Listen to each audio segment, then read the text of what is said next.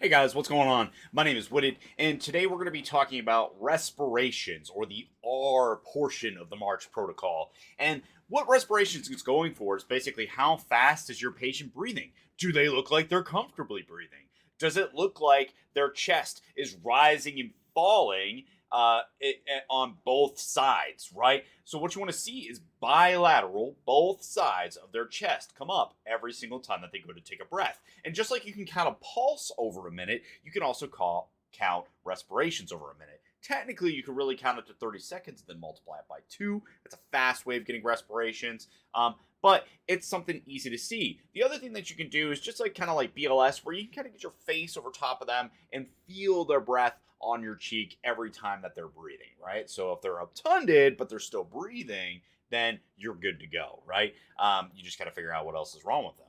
So whenever you put your hands on your chest, right, I want you guys to always kind of reach down and feel on the sides. What you're feeling for is that bilateral chest rise, that nice rise and fall on the outsides. Now, if the patient has retractions where they're actually pulling up under their chest and they didn't just run a mile, but they're breathing at like 25 plus a minute, that's bad, right? That means that you're going into respiratory distress, right? So you have to figure out why. Maybe they're in pain. Maybe they have some sort of airway stoppage. Maybe you only feel unilateral chest rise, where there's only one portion of the chest going up and down.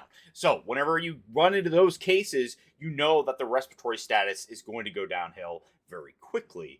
And a unilateral chest rise generally goes towards the pneumothorax, which we'll talk about separately. But these are the kind of things that you're looking for respiratory, right? So really, a respiratory rate anywhere between 8 to 20 is just fine. If they just ran a mile, if they're in pain, they might have a higher respiratory rate. Does that mean that it's going to kill them? Probably not, hopefully. But it is something that we need to assess. So respiratory, they have to be breathing. If they're not breathing, put air in there. If you don't put air in there, if the air is not going in and out, they are going to die. So you could do mouth to mouth. You could do a bag valve mask on their face. Hopefully you have one, right?